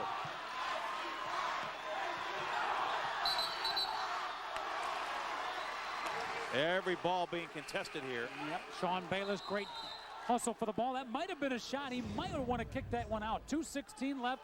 There you see the tough shot. I'm thinking Don Rowley and company, when they look at that on film, might want to tell Sean, hey, run the clock, got the 5-point lead, run some offense. Don Rowley, in fact, is taking a timeout for Hersey. 2:16 remaining here in regulation time. The lead is 5 for the Huskies of Hersey. Here's what Hersey has coming up. They have a game against Prairie Ridge, a non-conference game. A couple of them coming up. Maine South, the suburban South, and back to action with Rolling Meadows Prospect. And then another non-conference game with Maine West. Buffalo Grove's got some great games coming up. You see some of the fans sitting up in the stand. They've already played at the United Center, has Buffalo Grove taking on Vernon Hills. There's the Husky skybox. So congratulations, Tyler Arnett. Oh, you mean 2 select fans get to sit up there each game? Very nice. Very Here's nice. the BG schedule. They'll take on the Grenadiers conference play. Then they match up with Thornwood. They've purposely done that to increase the strength of schedule. Home and away with Thornwood this year. Then they have Wheeling and Libertyville. That game played at Loyola. Then very tough matchup with St. Joe's. The Chargers winners of that Proviso West tournament. So they will be tournament tested. Mike Will's done a great job of strengthening that schedule, playing maybe the top team in the state in St. Joe's, playing at the Gentile Center against Libertyville, playing at the United Center earlier in the year. Tough schedule. They will be tournament tested come state tournament time in a month or so. Lots of time left. A little and a foul, and it will be the 1-on-1 situation. That's a move that Brian DeSimone's been working, has been trying the old behind-the-back pass, drive down the lane.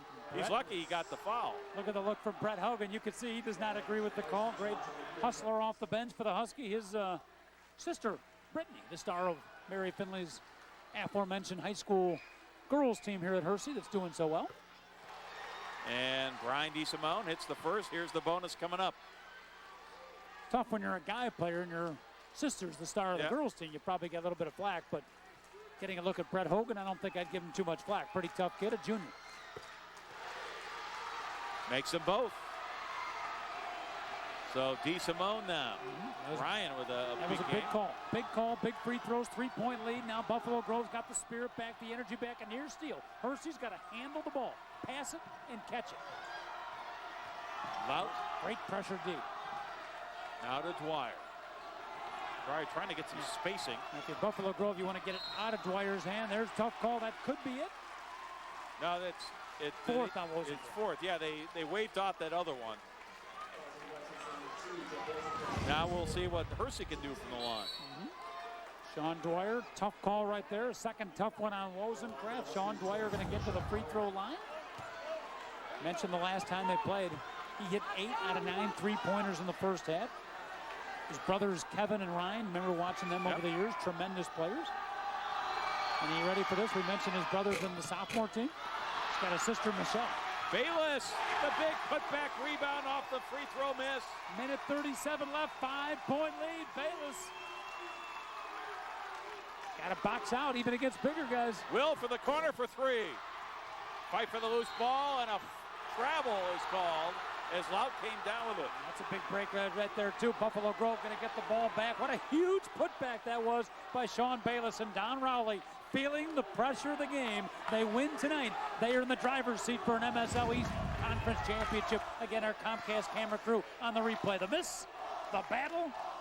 Ooh, that's a tough travel call. Yeah, he tried to call a timeout, too, coming down. What a tough rebound by Mark Lout. What a game he's played. One of those quiet games that just... Not that quiet. No, but real good hustle. Yes, indeed. Minute 13, they got to get a good shot. Can't take too long. They're down 5, but they got to get a good one. Lout really defending Wozencraft tough. Got to find a way to go to the hoop here. Even a 2 would work.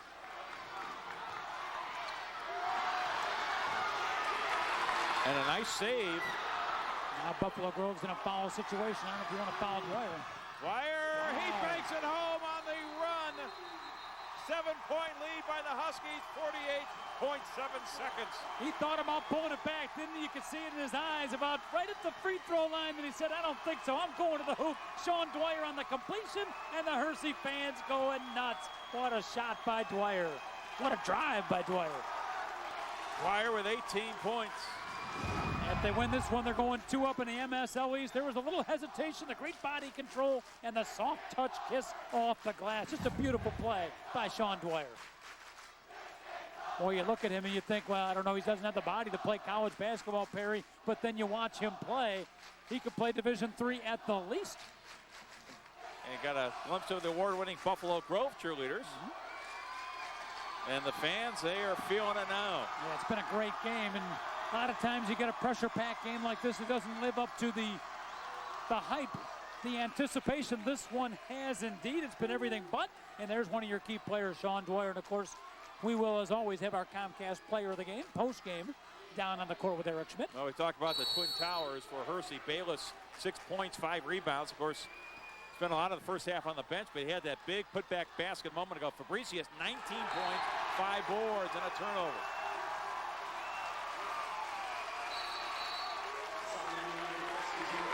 So Bayless will take a seat on the bench, and Kaminsky comes back in, and Justin there for some ball handling skills. That's your best free throw shooters in right now because BG has to foul. You got to foul right away, guys. And they get the turnover. And another whistle at the other end. Yeah. So they will wave one off. Yeah, I think the referee was closest. Perry didn't have a good angle. Watch the replay. The referee from down on the other baseline looked like a pretty clear foul, and I think that will be foul number 5 on Jeff Wozencraft, the outstanding senior for the Bison. But we'll see. Maybe they're changing up the call. Yeah, now they say it is his 5th. Yep.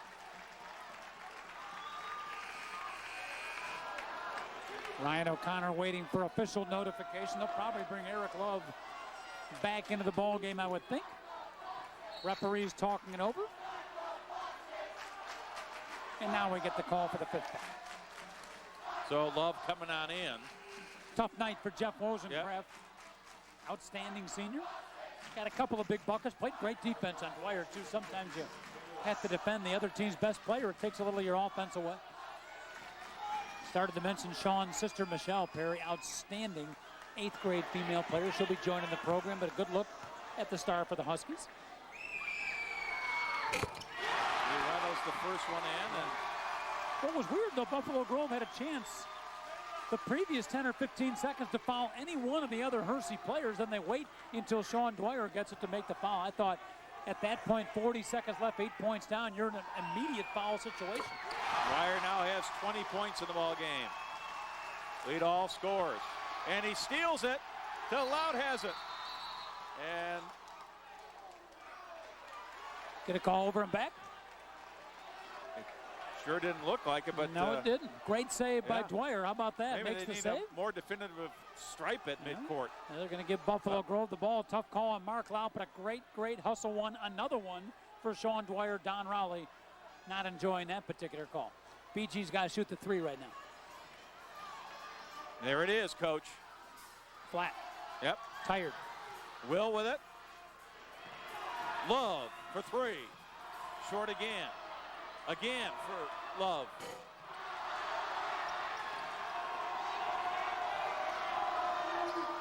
That one rolls in and out. And they're just not going in for Buffalo Grove. Out of bounds. Hersey basketball, and the Huskies are going to win this ball game. Couldn't get the ball to drop. It was smart strategy shooting for the 3, and Hersey fans, you don't think they're excited, Perry. One of the biggest games in a long time here at Hersey High School, and there's a young man who really deserves the enjoyment of victory today. Mr. Mark Loud and the Huskies celebrating. Well, final seconds, and Dwyer, what a game he has played. We'll have our Comcast Player of the Game interview coming up after this as the game comes to an end. And the Huskies, who trail by 1 at halftime, win it here tonight. Your final 59-50. Back with their Player of the Game interview right after this.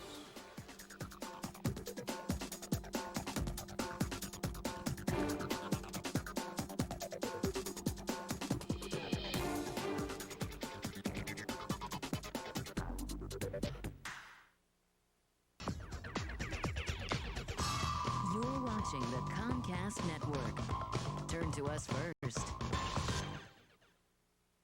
It's the politics of today that changes our world of tomorrow.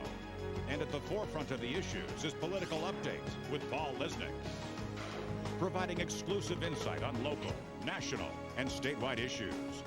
Paul Lesnick gets the facts direct from the policymakers themselves. Political Update with Paul Lesnick, where the leaders of today discuss the politics of tomorrow.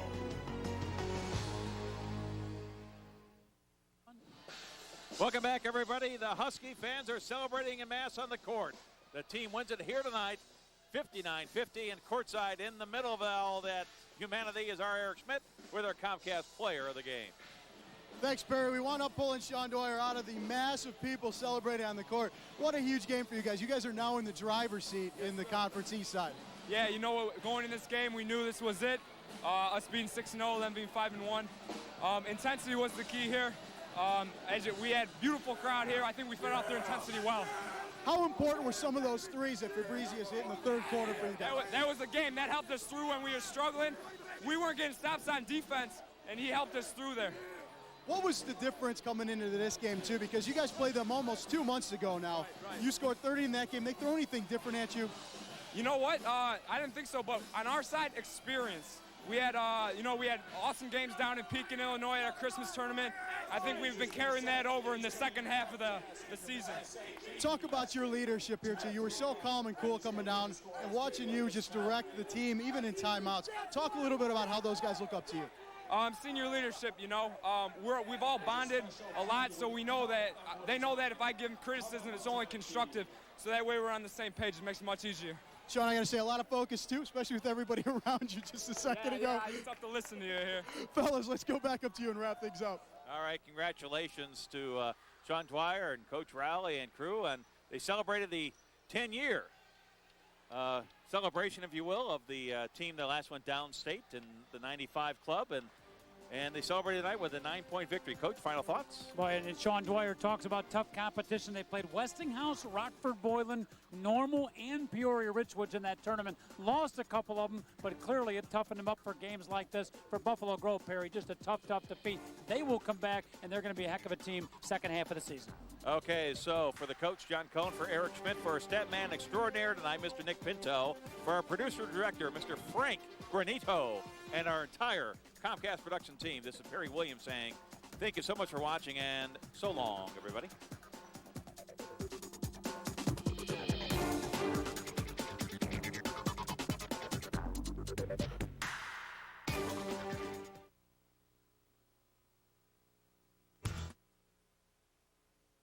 On June 2nd, 1941, baseball great Lou Gehrig died from amyotrophic lateral sclerosis, or ALS. This fatal neuromuscular disease remains a mystery.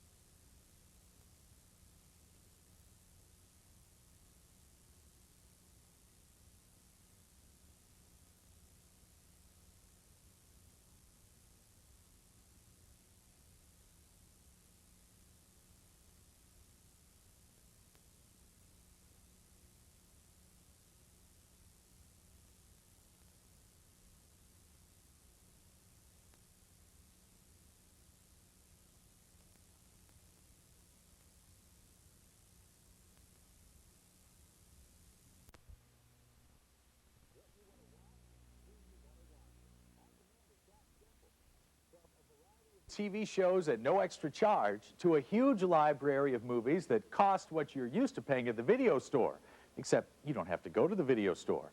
And if you have a premium package like HBO or Showtime or Starz, you can watch a huge selection of the best shows and movies from those networks anytime at no extra charge. It makes your premium channel subscription an unbelievable deal. On Demand and its library of over 1,000 programs is a special feature of Comcast Digital Cable. Satellite services don't offer it, but On Demand does more than let you pick a show and play it whenever. It gives you total control to pause, rewind, or fast forward over and over again without video or DVD. All you need is Comcast Digital Cable in your remote. No other equipment.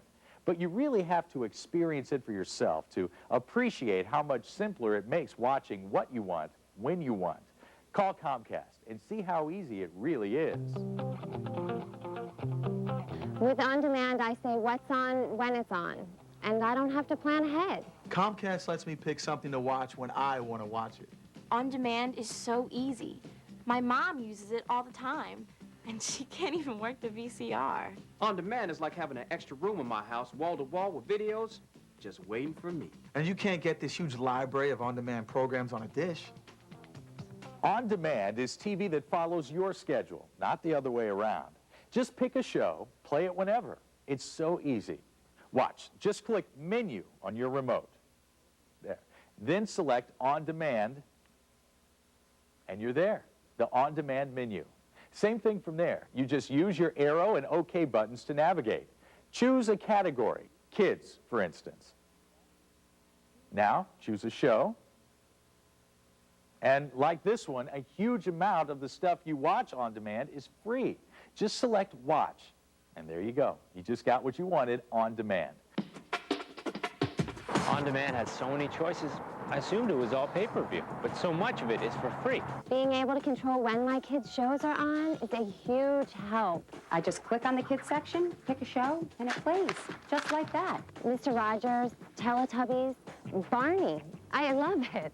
I learned to kayak with the Outdoor Life Network On Demand. I play my favorite music videos over and over, and I don't get in trouble because they're free. I caught up on almost a whole season of The Sopranos in one weekend. I can start a yoga show when it's convenient for me. There's tons of stuff you don't even have to pay for at all. I'm a movie freak, and On Demand is a movie freak's best friend. With On Demand, you don't just play the movie, you control it. Fall asleep halfway through? No problem. With On Demand, it's yours for 24 hours. Watch it as often as you want.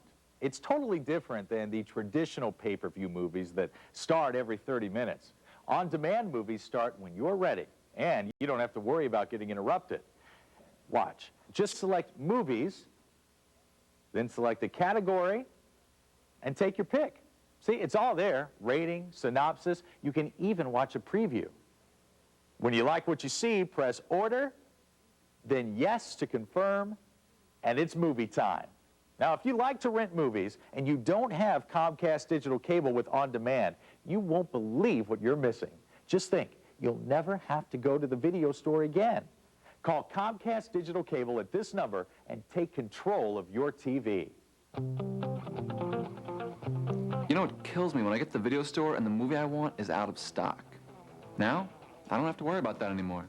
On Demand, they never run out of the movie I want. I've lost so much money on late fees. On Demand costs pretty much the same, but without any of those crazy late video fees. The thing I really like about On Demand is, you know, you go to a store and there's a sign on the door that says no shoes, no shirt, no service. Well, I can order a movie in my underwear if I want to, and I've done it plenty of times. And I don't have to schlep the videos back. I don't even have to put a pair of pants on. Let me go to a video store like that, huh? What do I need a video store for? The power of On Demand comes from the power of Comcast Digital Cable. That means over 1,000 entertainment options are at your fingertips anytime. Sports, news, kids shows, movies, even premium channel programming. And believe it or not, all this is included with your Comcast Digital Cable service. Now, if you only have basic cable or a dish, you're seriously missing out. It's time to make the move to digital cable with the power of On Demand and start enjoying TV on your terms. Call this number to learn more and get a great offer on Comcast Digital Cable today. To find out even more information about On Demand with Comcast Digital Cable, go to www.comcast.com/ondemand. You're watching the Comcast Network. Turn to us first. The landscape of Illinois politics is rapidly changing across the state. The people responsible for this change and their policies continues to evolve. From local leaders to statewide office holders, find out who the guiding forces are in Illinois politics. Join House Republican leader Tom Cross as he brings you the policies and the people who make them to the forefront on Policymakers, exclusively on the Comcast Network.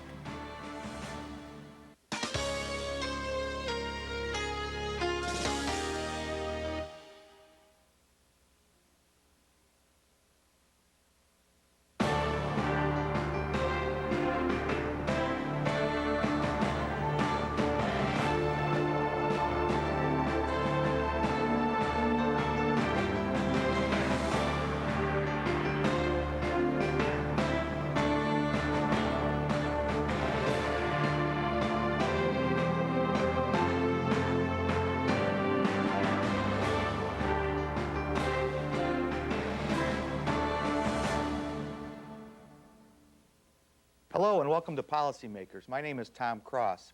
Today we have two special guests, State Representative Brent Hastert, who's been on our show before, and we're glad to have him back, and a new guest, Jason Briscoe, the mayor of the village of Minooka, not too far from where we're filming here today in Bolingbrook. And we're going to talk a little bit about the issues that are facing Will County, along with state politics, and what it's like to be mayor of a community like Minooka. So guys, welcome to Policymakers. It's good to have you on. I know, Brent, you're almost a regular at this, and Jason, you doing okay? You're not nervous, are you? No, thank you for having me. Well, my pleasure. Jason, tell us just a little bit about your background and where you grew up and how you got interested in politics. Sure. I actually grew up in Minooka, actually a fifth generation from Minooka. Proud to say I have a young son that is going to be hopefully number 6 going through the Minooka schools. Went through Minooka school districts, graduated from St. Francis and Joliet, and kind of got interested in the politics, and it kind of grew up with it. My father was on the planning and zoning as well as the village board for 18 years, so pretty much my entire life growing up, I had been around the board and knew of the board and about the workings of the village, and that's really what got me interested. So everybody knows, not everybody knows where Minooka is. Give everybody just a snapshot of where it is. Minooka is the very first town west of 55 on I-80. So if you go 55 south to 80 west, we are the very first exit that we hit. Now, are you in Grundy or Will County there, Minooka? Minooka is actually strapped into 3 different counties. We are in Grundy, Will, and Kendall County. Okay, so you've got a little bit of everything there. Yes. Brent, I know you've been on, but tell people again where your district is and how long you've been in the General Assembly. Well, basically it's Bolingbrook, Romeoville, Crest Hill, and Lockport, and a little dab of Plainfield Township. I've been on as long as you have, since 1992. I'm starting my 14th year in the General Assembly, and prior to that I was on the county board for 4 years. You've seen a lot go on in Will County.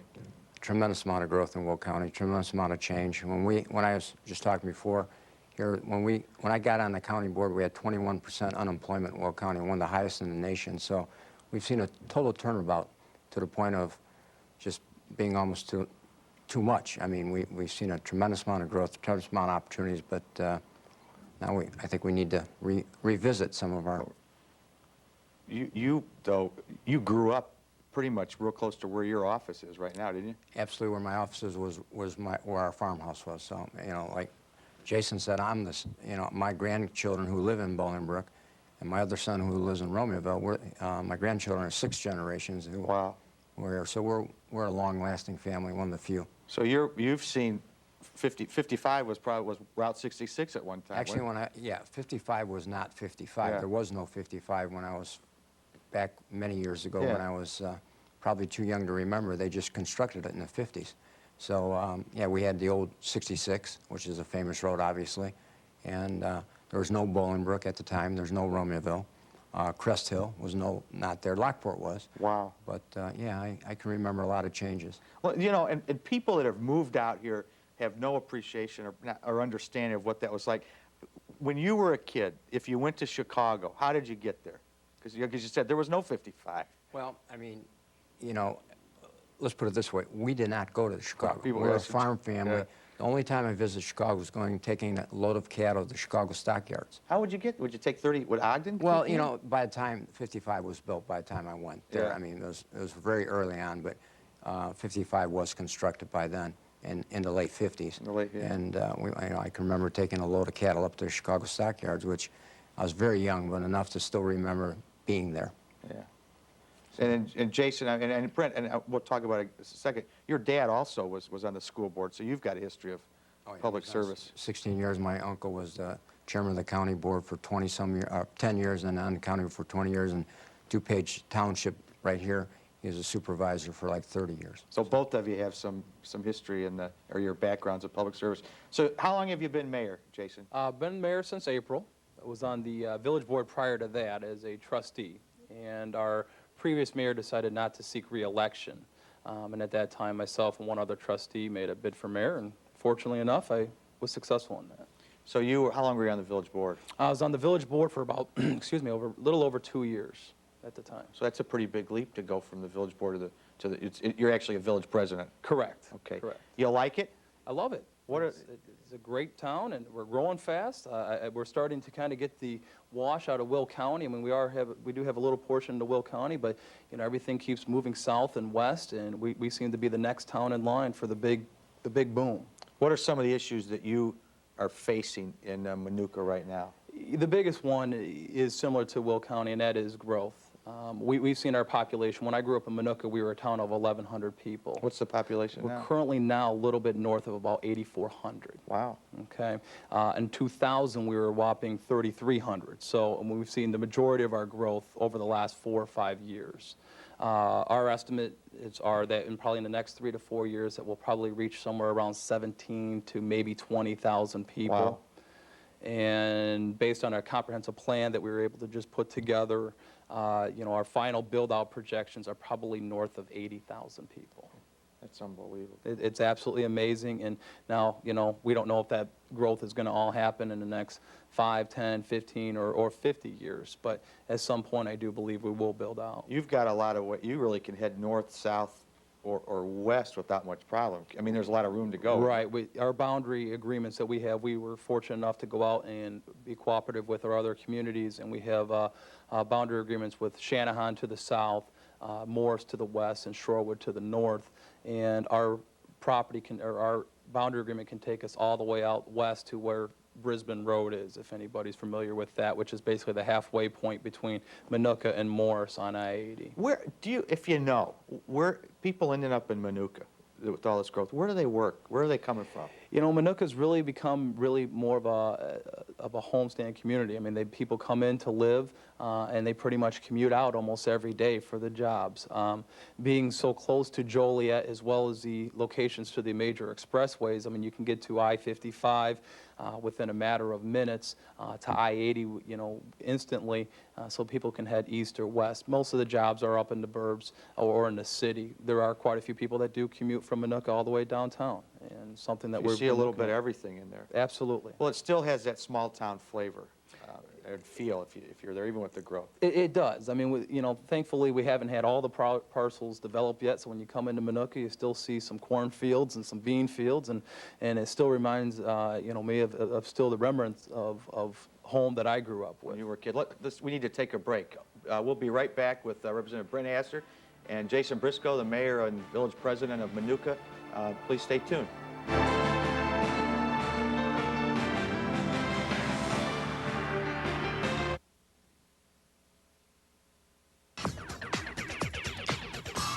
You're watching the Comcast Network. Turn to us first.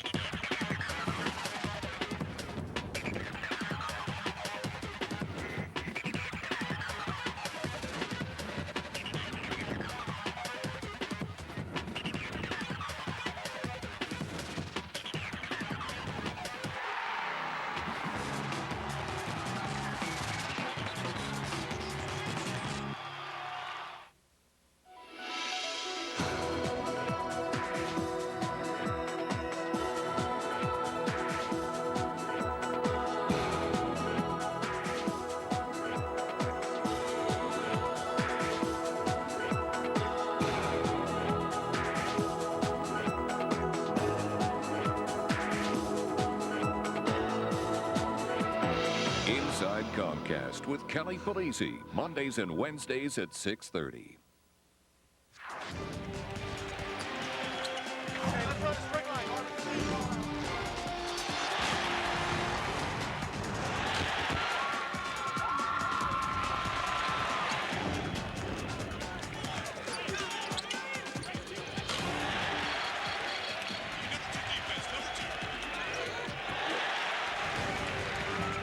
High school basketball's game of the week, Monday and Tuesdays at 7, here on the Comcast Network. Welcome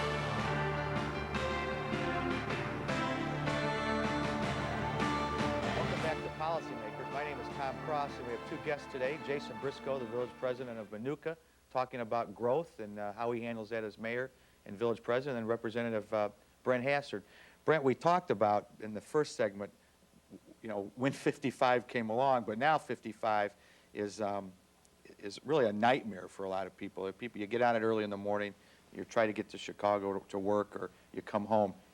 You're right. You see it every day. You've been working on trying to expand it for years. Well, Tom, both you and I have known this has been a priority with your district, my district, and to the districts to the south of here. I-55 has become problematic with all the growth, and we've been very fortunate through our Congress people with Judy Biggert and obviously Speaker Haster that we got some additional funding, and that, you know, we're going to try to make sure that 55 gets an additional lane from Naperville Road all the way down to I-80, and that's going to be a huge improvement, and hopefully that'll take place next fall.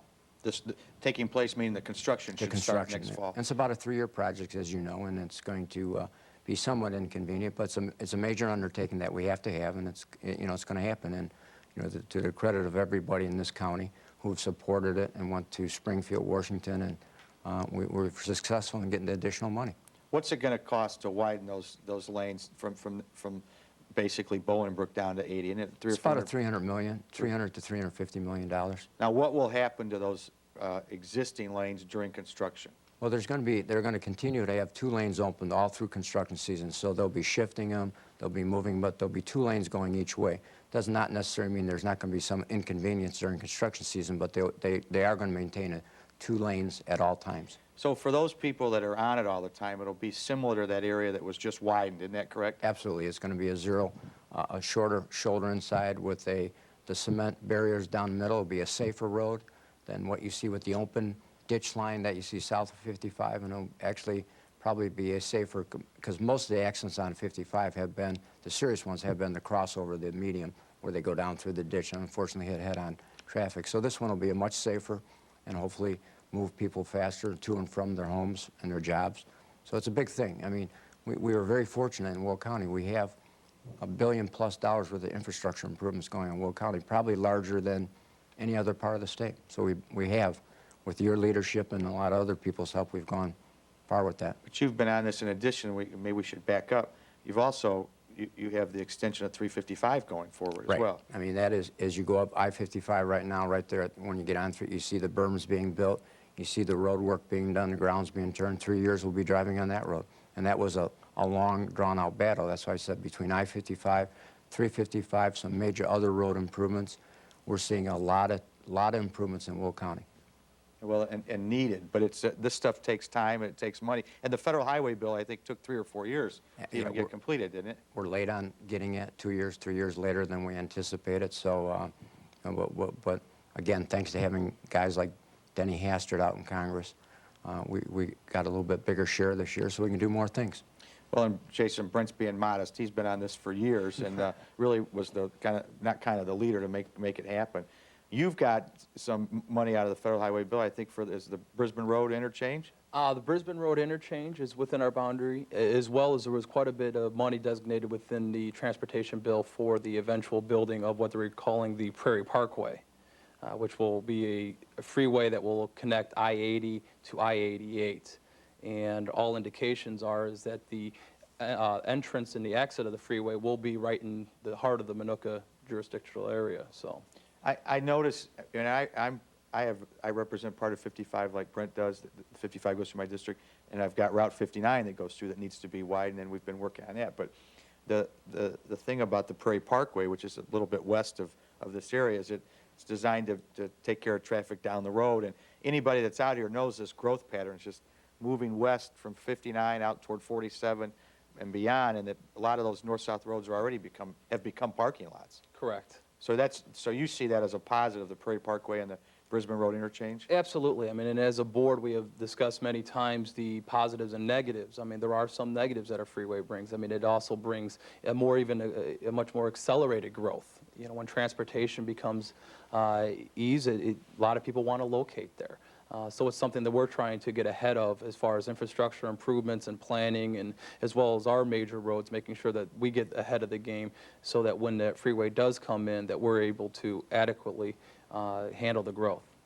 So just so everybody that watches this, Brandon, and understands, 55 should see construction start hopefully next summer or fall. As you know, we met with Secretary Martin, and he had indicated that fall construction season next year should begin the process, and it'll take a three construction season build out. All right, the 2 lanes will keep going while we're doing it, and we're not going to see any interchange additions or improvements. This is just to get traffic moving as quickly as possible. At this time, you know, because of the cost of this project, I mean, we're probably just going to get the 3rd lane, and in the future, we hope to address some of the other issues dealing with access to I-55 and improvements on the interchanges. From an engineering standpoint, if you get 355 done and then this 55 widening, it ought to relieve all that congestion. You would hope so. Yeah. I mean, you know, and of course, you're always behind on some of these road projects, but I would see a dramatic improvement. But we also, Will County is scheduled, and that's why we have to start planning a little bit better in Will County. They're going to be the largest county, the 2nd largest county outside of Cook within 20 years. So, I mean, now's the time to start maybe reevaluating, and maybe some of the growth issues needs to be slowed down, and we need to be able to not trying to always play catch up.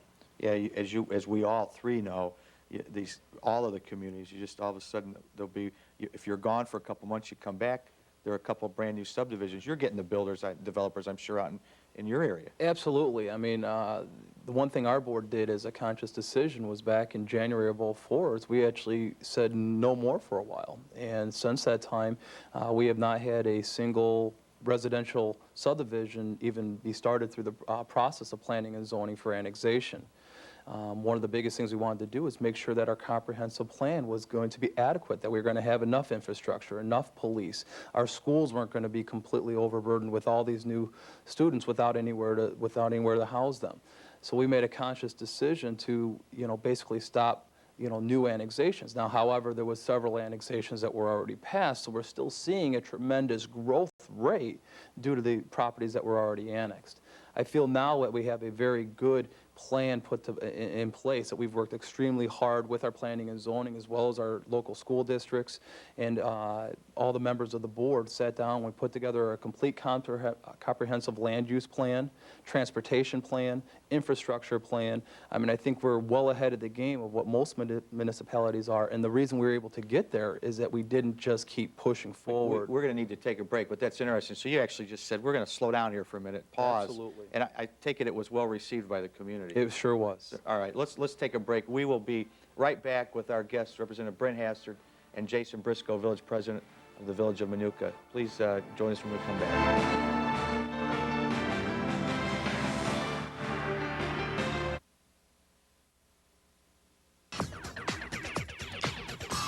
You're watching the Comcast Network.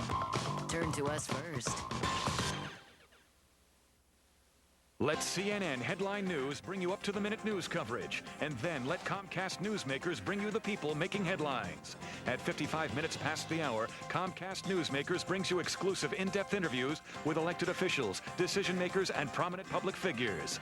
From matters of national interest to local and regional affairs, hear from community leaders as they speak out about today's important issues. Comcast Newsmakers at 55 minutes past the hour, only on CNN Headline News. Back for another season. All the suspense you can handle. All the action you can take. The Chicago Wolves, live on Comcast. An entire season of heart-pounding thrills and hard-hitting drills. Don't miss a minute. Log on to ComcastNetwork.tv/Wolves for channel and game schedule. The Chicago Wolves, only on Comcast.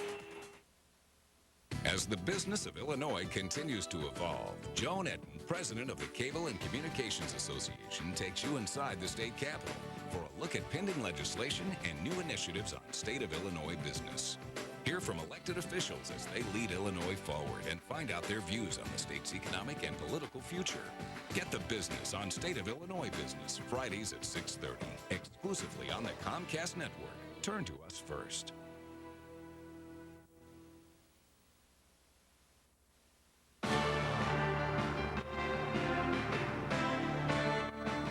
Welcome back to Policymakers. My name is Tom Cross, and joining us today has been Representative Brent Hassard.